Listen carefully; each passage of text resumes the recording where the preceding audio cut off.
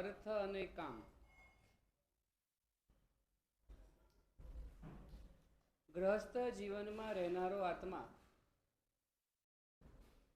धर्म, अर्थ अने काम त्रण प्रकारना वर्ग छे। त्रणेयने परस्पर बाध न आवे ते रीते तेनुं सेवन करवुं। आवुं शा माटे कहे छे आचार्य भगवान? अर्थनुं पण सेवन करवुं, कामनुं पण सेवन करवुं, धर्मनुं पण सेवन करवुं, परस्पर बाध न आवे ते रीतना। एकलू कामनुं सेवन करे तो जगतनी अंदर में निंदा ने पात्र बने, शरीर कमजोर बनी जाए।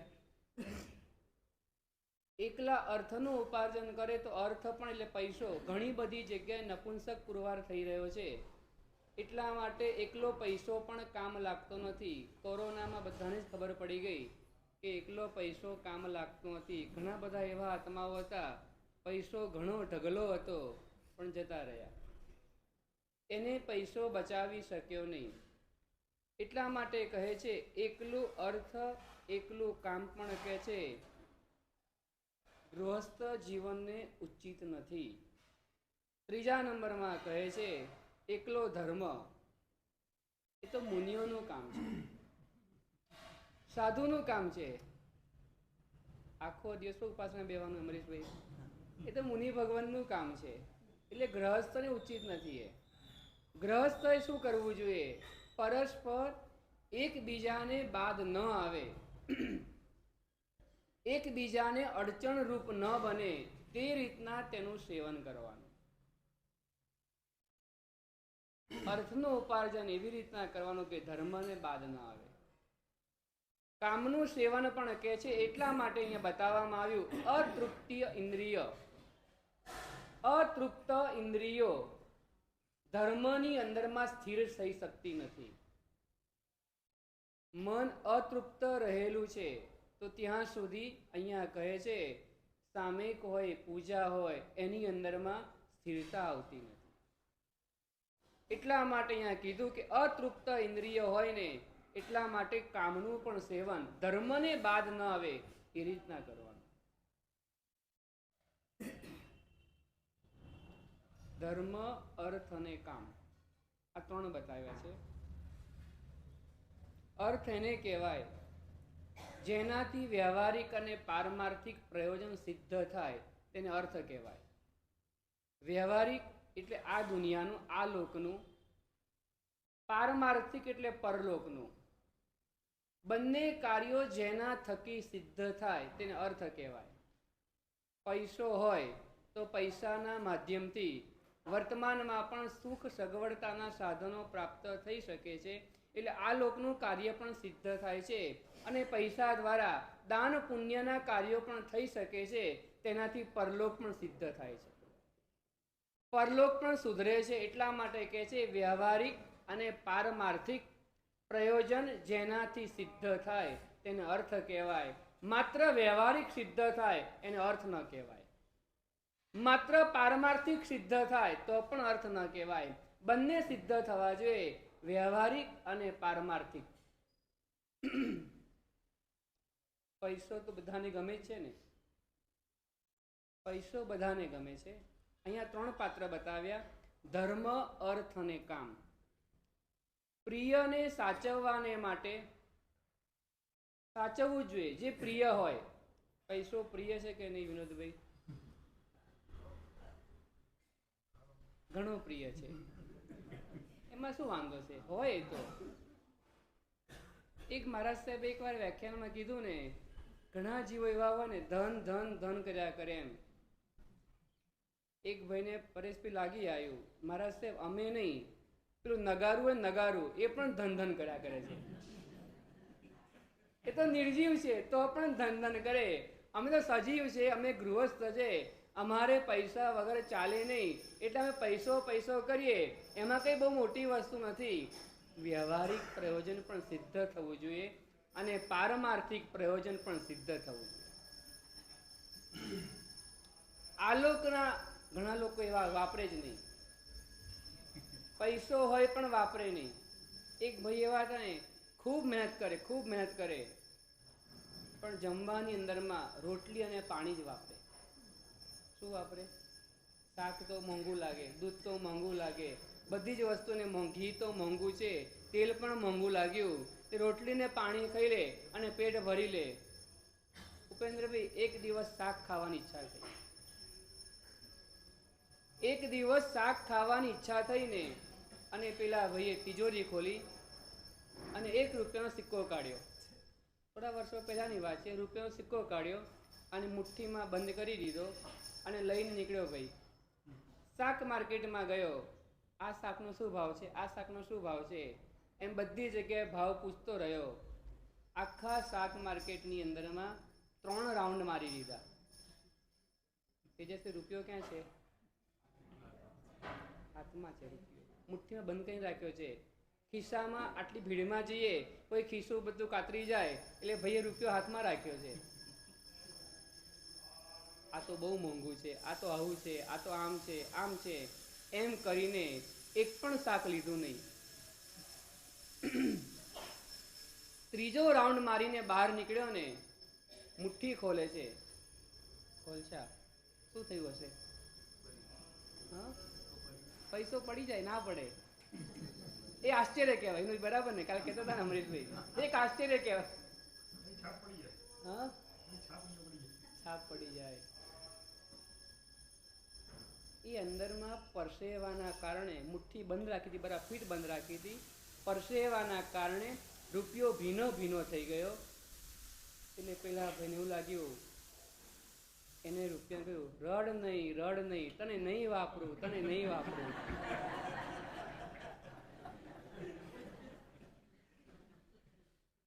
શાક ખાવાની ઈચ્છા થઈ હતી ને તો પણ ખાધું નહીં. એટલે વ્યવહારિક પ્રયોજન સિદ્ધ ન થાય તો અર્થ ન કહેવાય. કારણ કે એવું થાય, સિંહ મારે છે કોઈ જીવને. સિંહનું એવું હોય કે થોડું ખાઈ લે અને પછી બધું શું કરે? જવા દે. એ કાલના માટે રવાના દે. સિંહ ભેગું કરેલું જે પ્રહાર કરીને શિકાર કર્યો હોય એને જરૂરિયાત પૂરતું ખાઈ લે અને બાકીનું રહેવા દે, એમનું પડ્યું રહેવા દે. શિકાર સિંહ કરે છે, ખાનાર બીજા છે, પાપનો ભાગીદાર સિંહ બને છે. એમ અહીંયા પણ કહે છે, જો તમે વાપરતા નથી, વ્યવહારિક કે પારમાર્થિકના કાર્યો માટે તમે તમારી સંપત્તિનો ઉપયોગ કરતા નથી ને, તો કહે છે તમે પાપના ભાગીદાર તો બનો છો અને આગળનો જીવ છે ને એ મોજ કરશે તમારા પૈસાના માધ્યમથી. એટલે કે છે અર્થ એને કહેવાય કે જેનાથી વ્યવહારિક અને પારમાર્થિક બંને પ્રયોજન સિદ્ધ થવા જોઈએ. આ લોકમાં પણ સુખ મળવું જોઈએ અને પરલોકમાં જ્યાં જઈએ ને ત્યાં પણ સુખની પ્રાપ્તિ થાય ને એ કરાવી આપે, એને અર્થ કહેવાય. તમારી પાસે અર્થ છે કે અનર્થ છે? જેનાથી વ્યવહારિક આ લોકની સગવડતા, આ લોકમાં સુખ પ્રાપ્ત થતું હોય તો એ અર્થ કહેવાય, અને જો પ્રાપ્ત ન થતું હોય તો એને અનર્થ કહેવાય. પહેલા નંબરમાં અર્થની વાત કરી. બીજા નંબરમાં ઇન્દ્રિયો પ્રત્યેનો અંતરંગ બહુમાન, ઇન્દ્રિયો પ્રત્યેનું અંતરંગ લગાવ, ઇન્દ્રિય પ્રત્યેનો ઉછળતો એક તરંગો, એને કામ કહેવાય. ઇન્દ્રિયો પ્રત્યે અતિ ઉત્કટ રાગ હોય, ઇન્દ્રિયોના વિષયોને ભોગવવા માટેની ખૂબ મોટી મેચ્છા રહેલી હોય, એને કામ કહેવાય.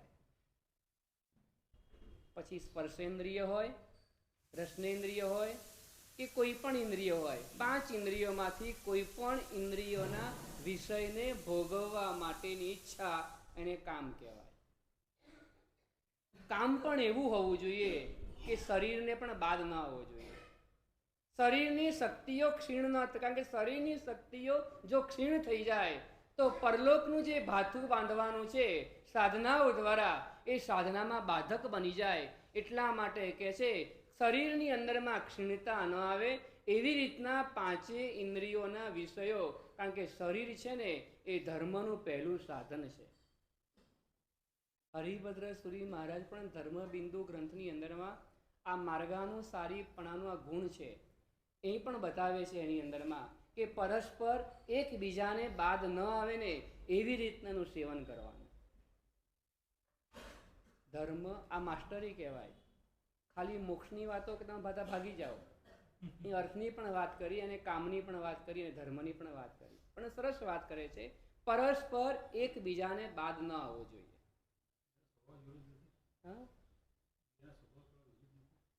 સ્વભાવ તો વિરુદ્ધ જ છે. અતૃપ્ત ઇન્દ્રિયો ધર્મમાં સ્થિર થતી નથી. માટે કામની પણ ગુરુ ભગવંતોએ આ મહાપુરુષ ગૃહસ્થ જીવનમાં બાદ ન આવે ને એવી રીતના સેવન કરવાનું કીધું. અલગ જ છે, રસ્તો અલગ છે, પણ કે છે એમનું ધ્યેય તો એક જ છે. ઇન્દ્રિયોને સ્થિરતા આવે ને પછી મારે સાધનામાં સ્થિર કરવી છે. બાળક શરૂઆતની અંદરમાં સ્કૂલમાં જાય ને એટલે સ્લેટમાં લીટા જ કરતો હોય. લીટા, આ લીટા કરવા એ ભણવાના લક્ષણ તો છે જ નહીં. ચોપડીઓ કાગળ ફાડી નાખવા એ ભણવાનું લક્ષણ તો છે જ નહીં. છતાં પણ આપણે બધું જ એક્સેપ્ટ કરી લઈએ છીએ. આપણને એમ છે કે આજે નહીં, કાલે નહીં, પરમ દિવસે એ કંઈક શીખશે. આપણે પણ એમાંના જ હતા, લીટા કરતા હતા અને આજે આપણને બધું આવડી ગયું. તમે સીએ બની ગયા, બરાબર ને? લીટા કરતા એવું યાદ આવે છે? નથી આવતું યાદ? આમ કરતા હતા. બસ શરૂઆત એવી જ હોય. અહીંયા પણ કહે છે એકદમ તમે એમને એમ કહીશું કે ધર્મ જ કરવા જેવો છે તો તમે કહે છે કે નહીં, આ તો બોલ્યા કરે મારા સાહેબ, આપણે આપણી રીતે કર્યા કરવાનું. એટલે અર્થ અને કામ ને બાદ ના આવે, તમારી આજીવિકાને બાદ ના આવે ને એવી રીતના ઉભયટંગ પ્રતિક્રમણ બતાવ્યા. આજીવિકાને બાદ ના આવે ને એટલે સમય બતાવ્યો છે. મધ્યાહનની પૂજા કર્યા પછી ગૃહસ્થ હોય ને શ્રાવક એ ધંધા માટે જાય અને ધંધા માટે જાય અને 5 વાગ્યા સુધી ધંધો કરે, 5, 5:30 સુધી પછી પાછો આવી જાય. એટલા વારમાં ધંધો થઈ જાય.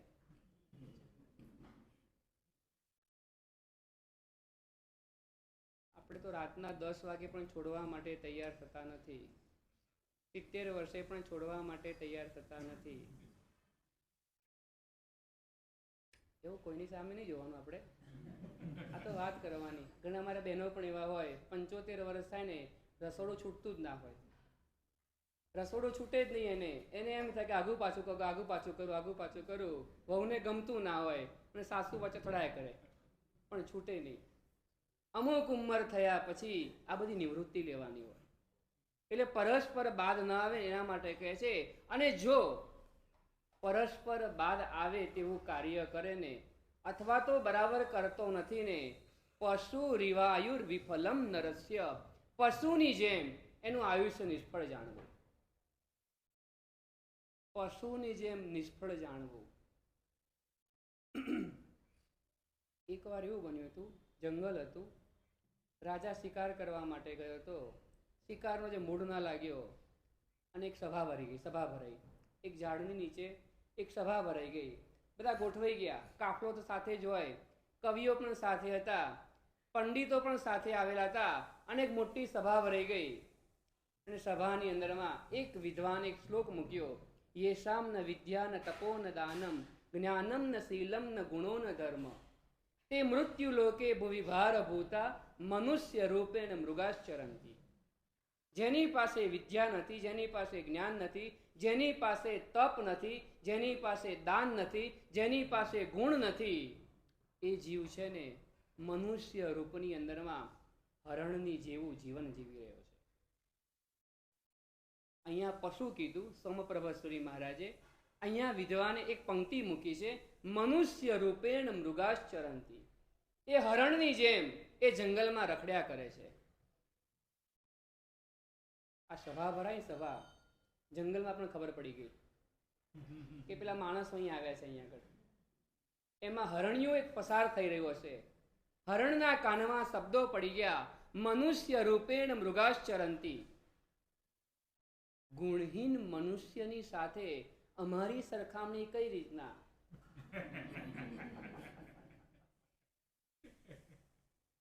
એ સભાની અંદરમાં આવી ગયું, મહારાજ બેઅદબી માફ કરજો, પણ આ ગુણહીન મનુષ્યની સાથે અમારી સરખામણી યોગ્ય નથી. એ પણ સંસ્કૃતમાં શ્લોક બોલવા લાગ્યો, હરણ્યું પણ.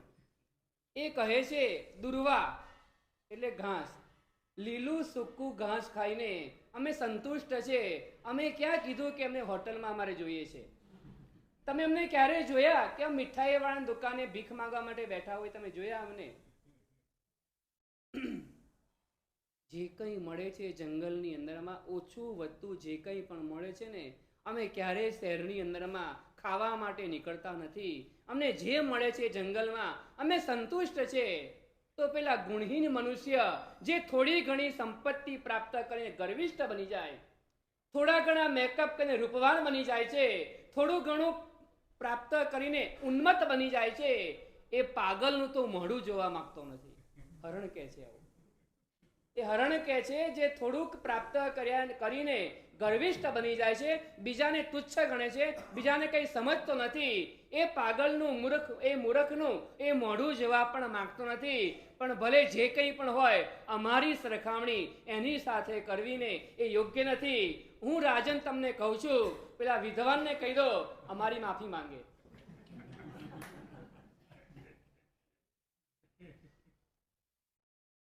પેલો વિદ્વાન પણ વિચાર કરતો થઈ ગયો.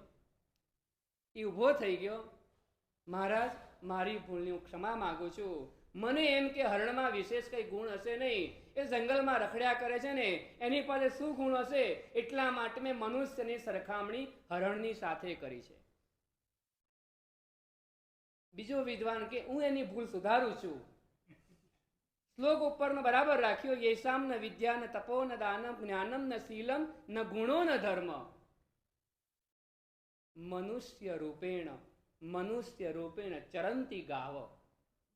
ગાયની ઉપમા આપી. અમરીશભાઈ, ગાય આવી ગઈ ત્યાં આગળ. વિનોદભાઈ, આ સમજવા જેવું છે. આપણે ક્યાં છે? એક એક એક્ઝામ્પલ એવા સરસ મજાના ગોઠવ્યા છે ને ત્યાં આગળ એમને. એ એક્ઝામ્પલને જોયા પછી વિચાર કરે, આપણને આટલું મળ્યા પછી પણ આપણી તો ક્યાંય તુલના નથી થતી. એનાથી પણ આપણે નીચે જઈએ. છેલ્લા તો મૂક્યું છે ધૂળ જેવો મનુષ્ય. ધૂળ જેવો.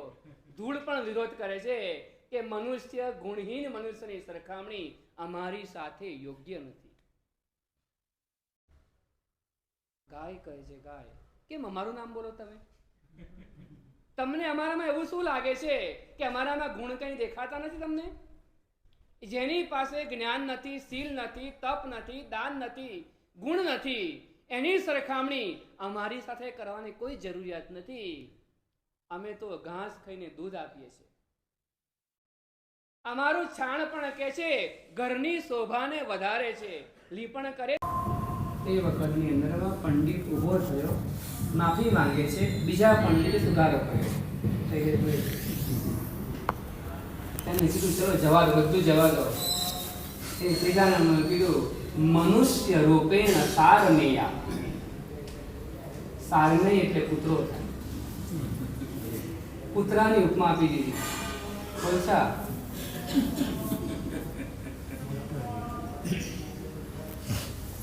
સભામાં સન્નાટો છવાઈ ગયો એકદમ કે સાવ તમે આ ઉપમા આપો છો મનુષ્યને. એનું પુણ્ય તો જો કે મનુષ્યનો ભવ પ્રાપ્ત થયો છે. કે અમે કઈ જોતા નથી, અમે તેવું જોઈએ છે. એની અંદરમાં કયા ગુણોનું ફિલોવણી થઈ છે, કયા ગુણો ડેવલપ થયા છે ને, એ વધારે મહત્વનું છે અમારા માટે. એટલે વાત મૂકે છે. કૂતરું ફરતું ફરતું ત્યાં કૂતરું આવી ગયું કે તારું નામ ત્યાં બોલે છે, તારું નામ ત્યાં બોલે છે. ગાય સામે મળી ગઈ અને ગાયે કૂતરાને કીધું કે મેં તો વિરોધ કરી લીધો, તો પાછી આવી ગઈ છું, પણ તારું નામ બોલાય છે. એટલે કૂતરો ત્યાં પહોંચી ગયો અને સીધું જ રાજન, આ પંડિતોની સભા છે કે પલિતોની સભા છે? મને કઈ સમજાતું નથી તમારી વાતોની અંદરમાં. તમે શા માટે આ પંડિતો ભેગા કર્યા છે? એના માટે ભેગા કર્યા છે બધા? બીજી જ્ઞાતિઓનું, બીજી જાતિઓનું અપમાન કરવા માટે ભેગા કર્યા છે? રાજા પણ સ્તબ્ધ થઈ ગયો. બહુ સાચી વાત હતી. કેમ તમારે શું વાંધો છે? મહારાજ, અમને જે મળે ને એ ખાઈને સંતોષી અમે રહીએ છીએ. જે મળે તે. અલ્પ ભોજનમાં પણ પુત્રો સંતોષમાં, તમે જોવાનું, અલ્પ ભોજનમાં પણ. બીજા નંબરમાં કહે છે અલ્પ નિદ્રા રાખી અમે. આમ ગમે તે માટે ગમે ત્યારે તમે જુઓ ને, સતત એ જાગૃત અવસ્થામાં. એને જગાડવો ના પડે, જાગતો જ હોય. ચોમાસાના દિવસ હોય, શ્રાવક જાગી જાય, એને ખબર જ હોય કે ચોમાસામાં સિદ્ધિ તપ કરવાનો છે. એ જાગતો જ આત્મા હોય, એને જગાડવો ના પડે. જગાડવો કોને પડે? જે સૂતેલો હોય એને જગાડવાનો હોય. જે જાગતો જ હોય એને જગાડવાનો ના હોય. એ પુત્રો ખાલી આંખો બંધ હોય એની, જરાક અવાજ થાય ને તરત આંખ ઊંચી કરીને જોઈ લે કોણ છે. આપણો હોય તો આંખ બંધ કરી લે, અને બીજો હોય તો સુરવીરતાપૂર્વક સામનો કરે. સુરવીરતાપૂર્વક સામનો કરે. પુત્રો કહે છે હું સુરવીરતાપૂર્વક સામનો કરું છું, અલ્પ નિદ્રા લઉં છું, અલ્પ ભોજન લઉં છું, અને ટુકડાની અંદર પણ સંતોષ માનું છું, અને ક્યારેય પણ વફાદારી છોડતો નથી.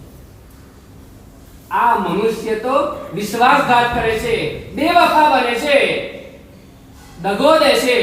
એની સાથે મારી સરખામણી કઈ રીતના હોય જીગરભાઈ? આ મારી સરખામણી એની સાથે ઉચિત લાગતી નથી. માટે હું કહું છું એને કહી દો કે આ પંડિતોની સભા વિખેરી નાખો, કે આ મારું નામ બદલી નાખો. એ ગુણહીન મનુષ્યની પંક્તિમાં બેસવા માટે હું તૈયાર નથી. મને શરમ આવે છે એની જોડે બેસતા. કોણ કહે છે આ? શું કહે છે? મને શરમ આવે છે એની સાથે બેસતા. કેમ? એને આટલું સરસ મળ્યું ને છતાં પણ કહે છે એને એના જીવનમાં કંઈ પ્રાપ્ત જ ના થયું. જ્ઞાન અર્જન પ્રાપ્ત ના કર્યું, ન વિદ્યા ન દાન પ્રાપ્ત કર્યું, ના પુણ્ય પ્રાપ્ત કર્યું, ના ગુણો પ્રાપ્ત કર્યા, કાંઈ કર્યું નહીં. અમારી પાસે તો કાંઈ નથી ને છતાં પણ કહે છે અમે અમારા જીવનની અંદરમાં કોઈ નોંધ લેને એવા ગુણોને પ્રાપ્ત કર્યા છે.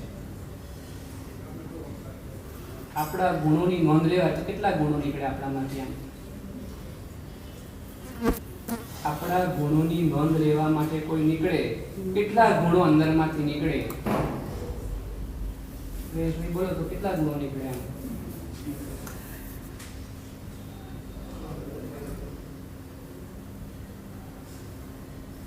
આ ભાવ છે ને દોષોને ઘટાડવા માટે મળે છે. દોષોની માત્રા ઘટવી જોઈએ. દોષોની માત્રા ઘટે એટલે સહજતાથી ગુણોની પ્રાપ્તિ થાય છે. સજ્જન પુરુષોને દુર્જનોની ભેગું બેસવું ફાવતું નથી. સજ્જનોને દુર્જનની ભેગું બેસવું ફાવતું નથી. દુર્જનને તો સજ્જનની ભેગું બેસવામાં કઈ વાંધો છે જ નહીં. એટલે દુર્જનો જ્યારે પણ આવે છે ને સજ્જનો પોતાની ખુરશી છોડી જ દે છે. સજ્જનો પોતાની ખુરશી છોડી દે છે અને દુર્જનો ખુરશી પડાવીને બેસી જતા હોય છે. એટલે કે છે દુર્જન જે છે ને એ દોષ છે, સજ્જનો એ ગુણ છે. દુર્જન પુરુષો જે એક્ઝામ્પલ છે ને એ દોષો જેવા છે અને સજ્જન પુરુષો એ ગુણો જેવા છે. જ્યાં સુધી દોષોની માત્રા ઘટશે નહીં ને ત્યાં સુધી સજ્જન પુરુષો સક્રિય થવા નથી. જ્યાં સુધી દોષો ઓછા થશે નહીં ને ત્યાં સુધી ગુણોની પ્રાપ્તિ ગુણો મેળવવાના છે નહીં. એટલા માટે ગુણોની પ્રાપ્તિ કરવાની છે. પુત્રુ કહે છે એની ભેગું બેસવા માટે હું તૈયાર નથી. કઈ ઉપમા આપી? મનુષ્યને કઈ ઉપમા આપી? કઈ આપી આપશો ઉપમા?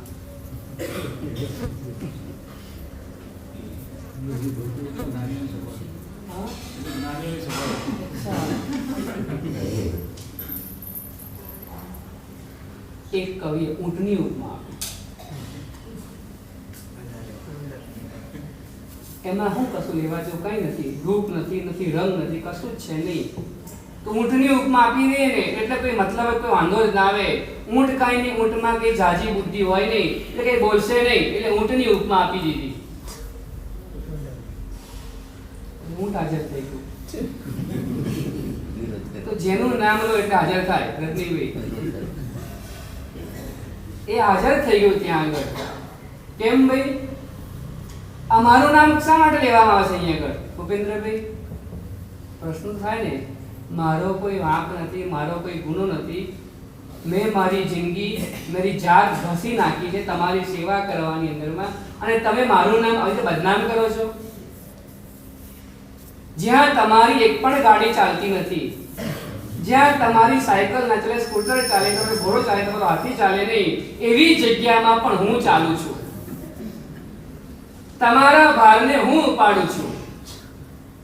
તમારા ભારને ઉપાડીને પ્રસન્નતાપૂર્વક ચાલું છું. જ્યાં દૂર દૂર સુધી પાણી ન મળે ને તો પણ હું ચલાવી લઉં છું. હું પાણીના ટીપાની પણ અપેક્ષા રાખતો નથી. 10 દિવસ થાય, 12 દિવસ થાય, 15 દિવસ થાય ને હું પાણીની પણ અપેક્ષા રાખતો નથી અને છતાં પણ તમારી સેવા કર્યા કરું છું ને તો મારું નામ શા માટે લેવામાં આવે છે? અમરીશભાઈ, વાત તો સાચી જ હતી ને. તમે એવું નામ ચડાવી દો ખોટે ખોટું કારણ વગરનું.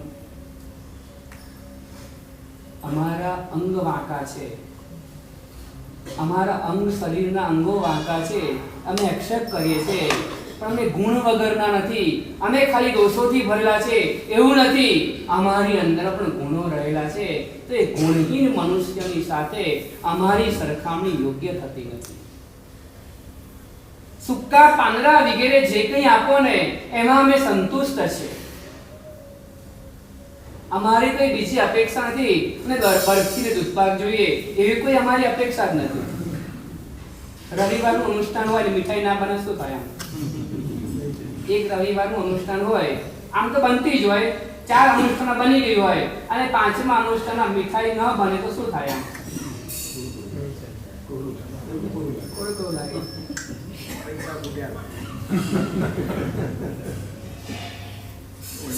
કોઈ બહાર ગયા પછી કોઈ ચર્ચા થાય કે ન થાય? નહીં કે મીઠાઈ નહોતી યાદ, કોઈ ચર્ચા થાય.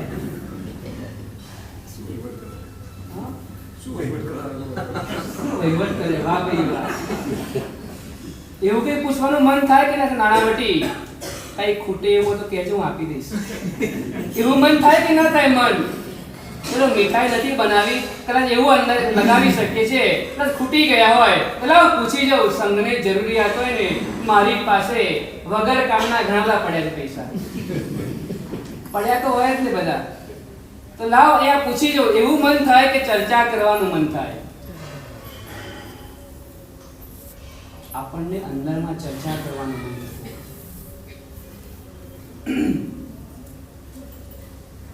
એક મીઠાઈ વગર ચાલતું નથી. આ જીવો જુઓ ગુણહીન નથી, કંઈક ગુણોને પ્રાપ્ત કર્યા છે. ઊંટ છે એ પણ વિરોધ કરે છે. મારું નામ તમારે એવું લાગતી નથી. આચાર્ય ભગવંત એવું કહી દીધું એકવાર, આપણને એવું તો કીધું, પશુ રેવાયુ વિફલમ નરસ્ય, મનુષ્યનું આયુષ્ય નિષ્ફળ છે જો એ ધર્મ અર્થ અને કામને સાધતો નથી. જો ખાલી ધર્મને સાધે તો એ પેલા ખેડૂતની જેમ એની પાસે થોડા બીજ હોય. બીજ હવે ખેતી કરવાની હોય, બીજ નાખવાના હોય એટલે બીજ રહેલા છે, બીજ ભોજી બની જાય. જો એની પાસે થોડા ઘણા જે બીજ રહેલા હોય એ બીજને ખાઈ જાય તો આવતીકાલે ખેતરમાં નાખશે શું?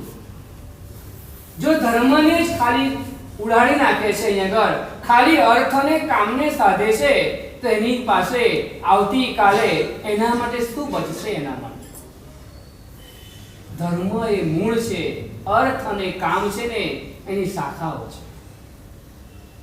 ધર્મને પણ બાદ ના આવવો જોઈએ, અર્થને પણ પરસ્પર એકબીજા ત્રણેયને બાદ ન આવે ને એવી રીતના તમારે સેવન કરવાનું છે. અને જો એ રીતના સેવન ન થયું ને તો પશુની જેમ આયુષ્ય તમારું નિષ્ફળ છે. એટલે આ પશુઓની ચર્ચા ચાલે છે. પશુઓ પોતાનો અભિપ્રાય આપી રહ્યા છે કે અમારી સરખામણી ખોટી જગ્યાએ થઈ રહી છે ને એટલે અમારો વિરોધ છે. તમે કહી દો એ પંડિતને અમારી માફી માંગી લો. પશુઓ બધા છે ને વિરોધ કરે છે. અક્કલ વગરનું પ્રાણી એક આવે, અક્કલ વગરનું. બુદ્ધિ ઓછી હોય એને. જેને બુદ્ધિ ઓછી હોય એના માટે શબ્દ વપરાય.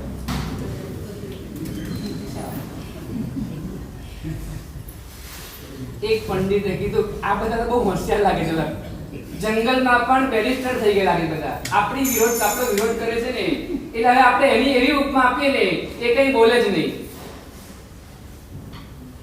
મનુષ્ય રૂપેણ ખરસ ચરંતી, એટલે ખર એટલે ગધેડો, ગધેડાની જેમ ચરે છે. જેની અંદરમાં વિદ્યા નથી એ સામ્ન વિદ્યા ન તપો ન દાનમ, જેની અંદરમાં તપ નથી, જેની અંદરમાં દાન નથી, જેની અંદરમાં શીલ નથી, જેની અંદરમાં ગુણ નથી, ત્યાં પૃથ્વી ઉપર ભારભૂત છે. આ પૃથ્વીની ઉપરનો ભાર છે. પૃથ્વી 20 માળના 25 માળના બિલ્ડિંગ બનીને પૃથ્વીને ભાર લાગતો નથી. પૃથ્વીને તો ભાર એનો લાગે છે ગુણહીન મનુષ્ય હોય, વિશ્વાસઘાતી મનુષ્ય હોય ને કૃતજ્ઞ હોય, એનો ભાર પૃથ્વીને લાગે છે. પૃથ્વી એના ભારથી નમી જાય છે. એકવાર પૃથ્વી આમ નમેલી હતી ને, કવિએ પૂછ્યું શું બહુ વજન લાગે છે? ના ના ના, 25 માળના શું કરવા? અમદાવાદના 50 માળની બિલ્ડિંગ બનાવો તો પણ મને ભાર નહીં લાગે. હું તો એટલા કારણથી નમી ગઈ છું. આ પૃથ્વી ઉપર છે ને કૃતજ્ઞ લોકોનો ભાર વધી ગયો છે. કરેલા ઉપકારને ઓળખી શકતા નથી, કરેલા ઉપકારોને ભૂલી જાય છે. કોઈએ એના પર જે ઉપકારો કર્યા હોય ને એને ભૂલી જાય છે, કૃતજ્ઞ બને છે. એ કૃતજ્ઞ વ્યક્તિનો ભાર મને લાગે છે.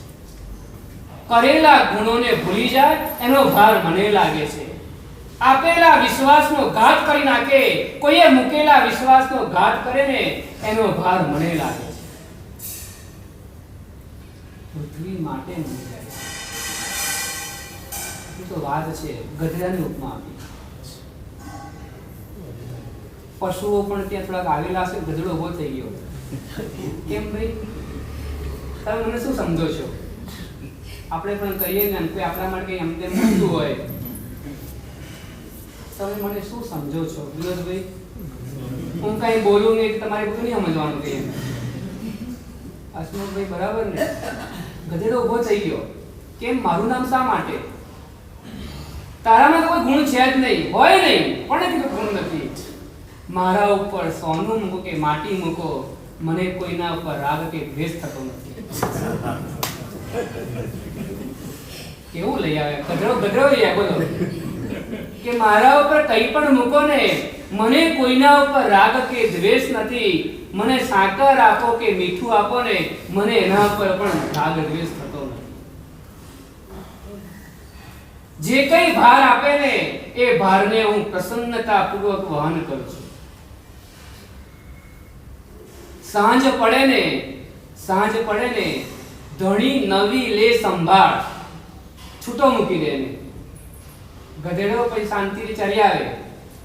માલિક અમારી સંભાળ ન લે ને તો પણ કહે છે હું માલિકે મૂકેલા ભારને પ્રસન્નતાપૂર્વક વહન કરું છું ને, તો પછી મારી સરખામણી ગુણહીન મનુષ્યની સાથે કઈ રીતના હોય?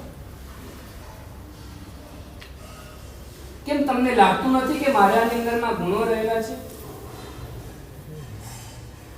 મારી તો ઘણી બધી જગ્યાએ ઉપમા અપાય છે.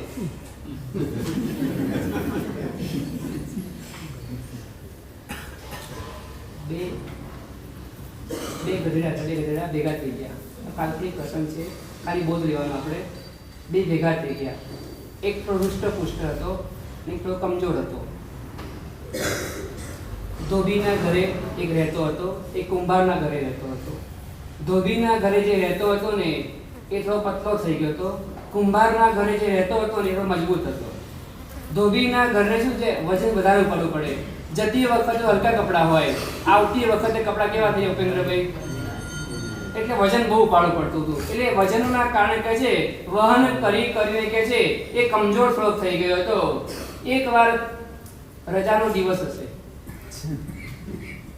બંને ફરતા ફરતા ભેગા થઈ ગયા. પેલો કહે છે તને ક્યાંક જોયો લાગે છે. પેલો કે મેં પણ તને ક્યાંક જોયો લાગે છે. તું ક્યાં રહેતો હતો પહેલા? તેને મૂળ એડ્રેસ આપ્યું. ઓહો, તારા ને મારા મમ્મી એક જ થાય. બે એક બીજીને ઓળખાણ આપી દીધી, પરસ્પર ઓળખાણ થઈ ગઈ. અત્યારે તું ક્યાં રહે છે? એમ, અત્યારે કુંભારવાડામાં રહું છું. એમ, તું ક્યાં રહે છે? અત્યારે બાજુમાં જ રહું છું, ધોબીવાડામાં રહું છું. આપણે બંને એક જ ગામમાં રહેતા હતા, એક જ ગલીની આસપાસ રહીએ, છતાં કેટલા વર્ષો પછી આપણે મળ્યા. પણ મારો માલિક છે ને બહુ સારો છે. કુંભારનો ગધેડો જે હતો ને કે છે મારો માલિક બહુ સારો છે, તું અહીંયા આવતો રહે. જયેશભાઈ અહીંયા આવતા રહો.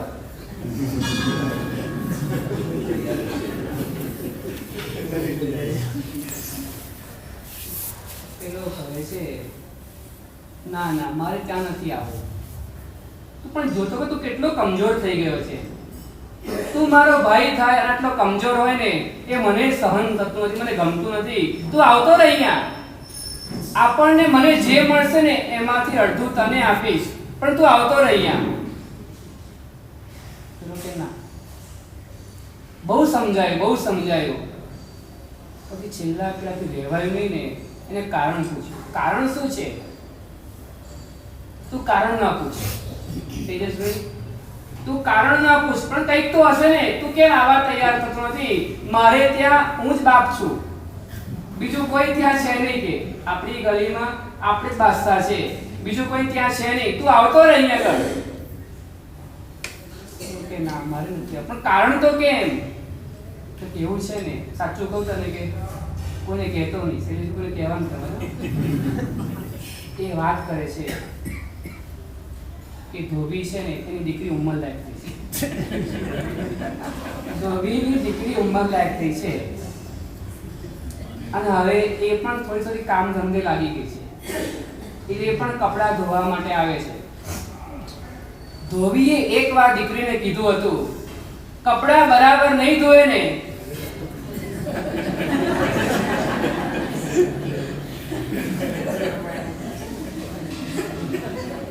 કપડા બરાબર નહીં ધોય તો જીગરભાઈ ગધેડા જોડે પરણાવી દઈશ. એટલે એક દિવસ તો બરાબર નહીં ધોય ને. આ ગધેડો કહે છે એક દિવસ બરાબર નહીં ધોય ને, જો હું ત્યાં આવતો રહું ને. આ સંસાર છે. ઇન્દ્રિયોના સુખથી ઉન્મત્ત બનેલા જીવો આ સંસારની અંદર તરવડી રહ્યા છે. ઇન્દ્રિયોના સુખને મેળવવા માટે, ક્ષણિક સુખને મેળવવા માટે મનુષ્ય ભવની અણમોલ જિંદગીને બરબાદ કરી રહ્યા છે. થોડીક વારનું સુખ અને પાછળમાં કહે છે બિંદુ જેટલું સુખ છે, સાગર જેટલું દુઃખ છે. એને મેળવવાને માટે જીવો પાગલ બની રહ્યા છે. અહીંયા પેલો ઘણું બધું કહે છે તું આવી જા, છતાં પણ કહે છે એ આવવા માટે તૈયાર થતો નથી. બસ એક આશા છે, આજે નહીં તો કાલે નહીં તો પરમ દિવસે મને મળશે. આશામાં અને આશામાં આ જિંદગી પૂરી થઈ જાય છે. આશામાં આ જિંદગી પૂરી થઈ જાય. ભગવાન એટલા માટે કહે છે મનુષ્ય ભવને સફળ કરવાનું. કેવી સરસ જિંદગી આપણને પ્રાપ્ત થઈ હોય, એમાં પણ પ્રભુનું શાસન મળ્યું હોય, રસ્તો મળ્યો હોય. જગતની અંદરમાં 135 કરોડ, ખાલી ભારતની અંદરમાં, આખા વર્લ્ડની અંદરમાં 700 થી 800 કરોડની આબાદી હશે. એ 800 કરોડની અંદરમાંથી કહે છે સાચો રસ્તો મળ્યો હોય ને તો બસ મુઠ્ઠી જેટલા જૈનોને પ્રાપ્ત થયો છે. આ પાપ કહેવાય, આ પુણ્ય કહેવાય, આ માર્ગ કહેવાય, આ ઉન્માર્ગ કહેવાય, આ સાચું કહેવાય, આ ખોટું કહેવાય, આ હિંસા કહેવાય, અહિંસા કહેવાય, આ ધર્મ કહેવાય, અધર્મ કહેવાય. એવી સમજણ જો મળી હોય ને તો જૈન ધર્મની અંદરમાં આવવા માત્રથી આપણને પ્રાપ્ત થઈ છે. બાકીના ભવોની અંદરમાં તો છે ને પાપ કરીએ ને તો પણ ધર્મ માનતા હતા.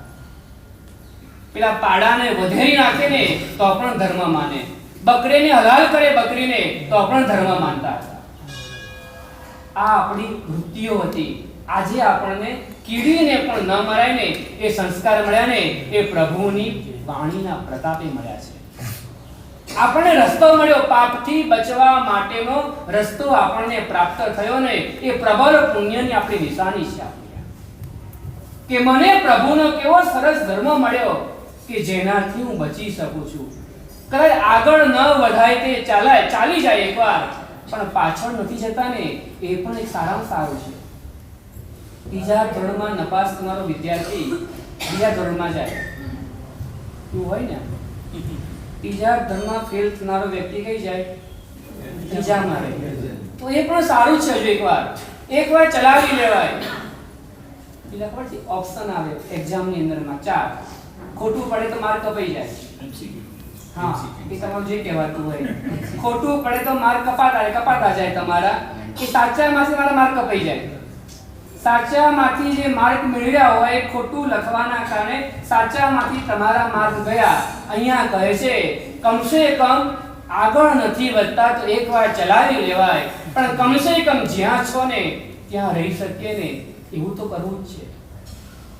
જે મનુષ્યનો ભાવ પ્રાપ્ત થયો છે ને એ મનુષ્ય ભાવમાં રહી જઈએ ને એટલું કરીએ ને તો પણ મનુષ્ય ભાવની સાર્થકતા રહેશે. જ્યારે પણ બીજો જન્મ થાય ને મને મનુષ્યનો ભાવ પ્રાપ્ત થાય ને તો મારા મનુષ્યની સાર્થકતા કહેવાશે. મનુષ્ય દેવ બને ચમત્કાર કહેવાય. મનુષ્ય દેવ બને ચમત્કાર કહેવાય. પણ દેવ તિર્યંચ બને ને ચમત્કાર ના કહેવાય. એ ચમત્કાર ના કહેવાય. એ મનુષ્ય બને ને તો પણ એક ચમત્કાર જ કહેવાય. કારણ કે મનુષ્ય ભવ પ્રાપ્ત કર્યા પછી એને એવું જીવન જીવ્યો ને તો કે ફરીવાર પણ મનુષ્યના ભવની પ્રાપ્તિ છે. આવો સરસ મનુષ્યનો ભવ આપણને પ્રાપ્ત થયો હોય અને મારા જીવનની અંદરમાં કઈ ગુણોને ડેવલપ કરવા છે. વધારે ન થાય ને એક ગુણ તો ડેવલપ કરવો. કોઈ પણ એક ગુણ. એ ગુણની જ્યારે પણ આવશ્યકતા આવે ને ત્યારે તેને યાદ કરવામાં આવે. ઘણાની માસ્ટરી હોય, અર્થી બાંધવાની પણ માસ્ટરી હોય. સમજીશ ભાઈ? એવો પ્રસંગ આવે ને તો લોકો એની યાદ કરે, એને બોલાવો. કેમ એને બોલાવવામાં આવે? એની ફાવટ હોય એની અંદરમાં. એવી રીતના કોઈ એક ગુણને ડેવલપ કરવાનો કે જે ગુણથી મારા આત્માનો વિકાસ થાય, જેનાથી મારા આત્માનું હિત થાય. ધર્મ કરો એવું નથી કહેતા, પાપથી બચો પહેલા નંબરમાં એ કામ કરો. જ્યાં પાપ લાગતું હોય ને પાપથી મારે બચવું છે. કારણ કે આપણને માર્ગ આ ભવમાં મળ્યો છે, બીજા કયા ભવમાં આપણને માર્ગ મળવાનો છે. મારે પાપથી બચવું છે. પૈસા ઓછા કમાઈએ તો એકવાર ચાલી જાય, પણ ખિસ્સું ફાટેલું હોય તો ન ચાલે. શું થાય મનીષભાઈ? ખિસ્સું ફાટેલું શું થાય? આમ જે હોય એ પડી જાય. કમાયાને કઈ વાંધો નહીં, જે હતા એ પણ ગુમાવી દેવાનો વારો આવે ને એટલા માટે અહીંયા મહાપુરુષ આપણને સમજાવે છે કદાચ ધર્મ ઓછો થશે ને એકવાર ચલાવી લેવાશે, પણ મારે આ ચાતુર્માસના કાળની અંદરમાં પાપની પ્રવૃત્તિઓથી બચવું છે.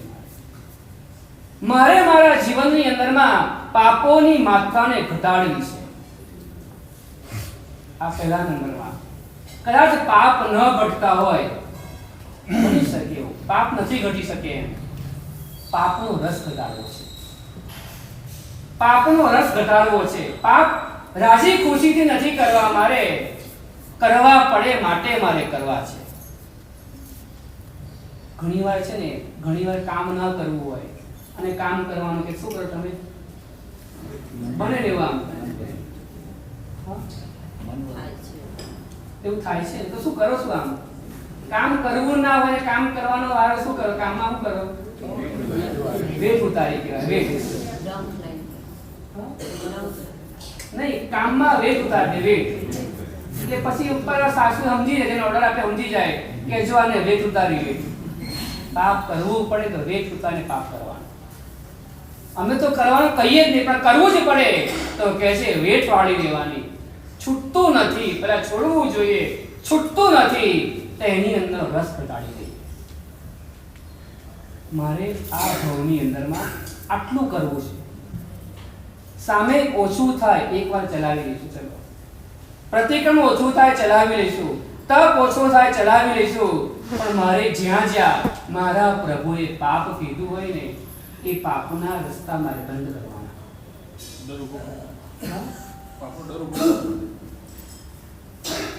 પાપનો ડર ઊભો કરવો જોઈએ. ડરવાનું ખરું, પરલોકથી ડરવાનું, પરમાત્માથી ડરવાનું અને પાપથી પણ ડરવાનું. હું જે કંઈ પણ કરું છું ને એમાં મારા આત્માનું શું થશે? કારણ કે અત્યારના છે ને, આમ પગમાં કાંટો ઘૂસી જાય ને તો પણ સહન થતું નથી. આ તો બોલમાં ઘણા કાંટા બહુ મજબૂત હોય, ચપ્પલમાં પણ ઘૂસી જાય, એવા પણ હોય પાછા. ઘણા વધારે મજબૂત હોય અંદર ઘૂસી જાય, એ પણ મારાથી સહન થતું નથી. તો પરલોકની અંદરમાં દુર્ગતિના દુઃખો મારા આત્માથી કઈ રીતના સહન થશે? સજ્જાનું પૂર્ણ ગોયમજી નરકના દુઃખો સાંભળતા હૈયું તરત થયું. પ્રભુ મહાવીર વર્ણન કરતા ગૌતમ સાંભળતા જાય ને એવા બતાવવામાં આવ્યું છે. ગૌતમ કહે અને ભાવુક આત્મા સાંભળતા સાંભળતા પણ કહે છે, હૈયામાં ધ્રુજારી આવી જાય ને એવી નરકની ભયંકર વેદનાઓ. એ વખતમાં કઈ રીતના હું સહન કરીશ? અત્યારના તો મને રાતના ભોજન કરવામાં મજા આવે છે, આનંદ આવે છે. પરલોકની અંદર મારું શું થશે? કદાચ મોડા જ આવે, જમવું પડે છે ને, મન વગર જમવાનું. જમવું પડે માટે જમીએ છીએ. અમે જમવાનું કહીએ જ નહીં, પણ જમવું પડે ને માટે કરીએ છીએ ને. એ પ્રવૃત્તિ કરીએ ને એમાં પાપના રસનો બંધ ઓછો થઈ જાય. જે પાપની જે તીવ્રતા છે ને, તીવ્રતા એ ઘટી જાય. એ પાપ કેવું બને? ત્યારે સ્પૃષ્ટ બંધાય, કે આ બંધ બંધાઈ જાય, નિકાચિત ના બંધાય. નિકાચિત કર્મનો બંધ ના પડે ને એવો મારા આત્માએ પ્રયત્ન કરવો છે. આ ચાતુર્માસના દિવસો છે ને, પાપથી બચવા માટેના દિવસો હોય, એટલા માટે સ્થિરતા બતાવે કે ચાતુર્માસના દિવસોમાં સ્થિર રહેવાનું. 3 દિવસ ક્યાં ગયા હતા? કોઈ પૂછ, મનીષભાઈ ક્યાં ગયા હતા? કાંઈ કામ હતું? દેખાણ જ નહીં. અમારે આત્મીય હતા, મારે કહેવાય મનીષભાઈને, અમારે એટલી હાજરી નહીં પડે. હાજરી અમે સ્કૂલમાં ટીચર તરીકે અત્યારે આવેલા છે અને છોકરાઓ આમ તેમ થઈ જાય છે. ભાઈ ધ્યાન તો રાખવું પડે અમારે કે પેલા 2 દિવસ કેમ નહોતા આવ્યા. અત્યારે પણ સ્કૂલમાં સિસ્ટમ થઈ ગઈ છે, તમારો છોકરો 1 દિવસ ઘરે સ્કૂલે ના આવે ને, ભૂપેન્દ્રભાઈ ફોન આવી જાય, મેસેજ આવી જાય, તમારો દીકરો કેમ નથી આવ્યો. અહીંયા તમારી નોંધ લેવાય, યાદ રાખવાનું. જે આવતા બધાને યાદ રાખવાનું. અમારી અહીંયા કોઈક નોંધ લે છે, હું 1 દિવસ પણ નહીં જોઉં, હરિભાઈ મોડો લઈશ ને તો પણ મારી નોંધ લેવાશે. ગઈકાલે વહેલા આવે તો પણ તમારી નોંધ લેવાઈ ગઈ. અહીંયા બધું જ થશે, ચિંતા નહીં કરવાની તમારે. અમે તો અહીંયા ટીચર બનીને આવ્યા હોઈએ તો અમારે આ ધ્યાન રાખવું પડશે ક્લાસનું. ક્લાસ છૂટી ગયા પછી તમે ગમે ત્યાં ફરો, અમે કહેવા નહીં આવી, બરાબર ને? પછી તમારા વાલીની જવાબદારી રહેશે. અહીંયા ક્લાસમાં હોઈએ ત્યારે અમારી જવાબદારી, અમારે પૂછવું તો પડશે, અમારે ધ્યાન રાખવું છે કેમ નહોતા આવ્યા. આ પ્રમાદ છોડવાનો છે. પાડે તે પ્રમાદ કહેવાય, પાડે તે પાપ પણ કહેવાય અને પાડે તે પ્રમાદ પણ કહેવાય. દુર્ગતિમાં જે પાડવાનું કામ કરે તેને પાપ કહેવાય. દુર્ગતિમાં જે પાડવાનું કામ કરે તે પાપ કહેવાય અને કરવા જેવું કરવા ન દે તે પ્રમાદ કહેવાય. એટલા માટે કે છે એ પણ દુર્ગતિનું જ ભાતું બંધાવે. દુર્ગતિમાં લઈ જનારું બને છે ને, માટે મહાપુરુષ આપણા આત્માને કહે છે પાપથી બચવાના દિવસો છે. જ્યાં જ્યાં લાગતું હોય ને મારે પાપની પ્રવૃત્તિ ઘટાડવી છે. આખા દિવસનું જીવન જોવાનું, કયું એવું જીવન છે મારું કે જેની અંદરમાં હું પાપ છોડી શકું છું. કેટલાક પાપો એવા હોય તમારી પાછળ પડેલા હોય, બને ને એવું. કેટલાક તમારી પાછળ પડ્યા હોય, સવારના ઉઠે સાવણી પકડવી પડે, સવારના ઉઠે માટલું ધોવું જ પડે, સવારના ઉઠે ચૂલો ચાલુ કરવો જ પડે. એ બધા પાપો એવા છે કે તમારી પાછળ પડેલા છે. ખોટું ના બોલવું હોય તો પણ અમુક વાર ખોટું બોલવું પડે, આમ તેમ કરવું ના હોય તો પણ કરવું પડે, 1 નંબર 2 નંબર આમ તેમ તમારે સેટિંગ કરવું પડે. એ કેટલાક પાપો એવા છે કે જે તમારી પાછળ પડેલા છે. પણ કેટલાક એવા હોય તમે એની પાછળ પડ્યા હો, તમે એની પાછળ પડ્યા હોય. મને આમ નહીં ચાલે, મારે તો આમ જ જોઈએ. મને જમવામાં આમ નહીં ચાલે, મારે તો આ જ જોઈએ. મને પાણી આ નહીં ચાલે, મારે પાણી તો પેલું ખોલે ને દરવાજો, એ જ પાણી જોઈએ. હરીશભાઈ મને આમ નહીં ચાલે, તો આ કહે છે એ પાપની પાછળ આપણે પડેલા છે. જે આપણી પાછળ પડેલા છે એનું પાપ ઓછું લાગવાનું છે, પણ જેની પાછળ આપણે પડ્યા છે ને એનું પાપ વધારે છે. મારે એવા પાપોથી બચવું છે જે કારણ વગરના છે, જે જરૂરિયાત વગરના છે. ટિકિટ આવી છે, આવું નાટક જેવું આવું છે તારે આપણે દર મહિને આપણે લખાયેલું છે 12 મહિને નોંધાયેલું છે 12 મહિનાનું, એટલે ટિકિટ આપણે આવી જ જાય. આ વખતે હું જવાનું તારે આવું છે, 2 પાસ છે એક્સ્ટ્રા આવું છે. ચાલો ભાઈ તો તૈયાર. આ પાપની પ્રવૃત્તિ આપણે પાછળ પડ્યા છે. આપણે થોડુંક સમાજમાં રહેવું હોય તો સોશિયલ વર્કમાં પણ થોડું જોઈન તો થવું જ પણ સંજયભાઈ, એ ગલી નહીં કરવાનું. આ ચાતુર્માસ દરમિયાન તો કે છે એ બધા જ પાપો મારે છોડવા છે, કે જેની જરૂરિયાત કંઈ છે નહીં, મારા આત્માના હિત માટે જે કંઈ છે નહીં ને એવા પાપથી આ ચાતુર્માસ દરમિયાન મારે બચવું છે. તો આ ચાતુર્માસ સરસ મજાનું મળ્યું છે. બસ હવે દિવસો નજીક આવી ગયા છે. આજે કયો વાર થયો? ગુરુવાર. બહુ જલ્દી આવી ગયો. આજે ગુરુનો દિવસ છે. એવો ગુરુનો દિવસ તો ચલો દર અઠવાડિયે આવશે. ગુરુને માનવાનો દિવસ તો એક લાવો હવે. ગુરુને માનવાનો કે ગુરુએ જે કીધું છે ને એનો માનવાનો દિવસ આવતીકાલે શુક્રવારનો છે. આવતીકાલે શુક્રવાર છે, સાંજે 4:30 વાગે. ઘણાને એક પ્રશ્ન છે, અમરીશભાઈ બિયાસનું કરાવશો ને? 1 કે 2 કરાવશો? હા 2. બિયાસમાં એટલે 2 વાર હોય, એકાદશનું હોય તો 1 વાર, બરાબર? અમારા ચોખવટ એવી થઈ ગઈ છે અહીંયા આગળ, બિયાસનું જ કરાવવાનું છે. એટલે બિયાસનું છે એટલે 2 વાર. સિદ્ધિ તપની અંદરમાં દર વખતે ભલે એક જ બિયાસનું હોય, આ વખતે સિદ્ધિ તપ છે. તમારી સાધના મોટી છે એટલે આ વખતે બંને દેશના શ્રી સંગત અહીંયા કરાવવામાં આવશે. ચાતુર્માસ ફંડની અંદરમાંથી આ બિયાસના કરાવવાના છે. એટલે ચાતુર્માસના ફંડમાં લાભ લેજો.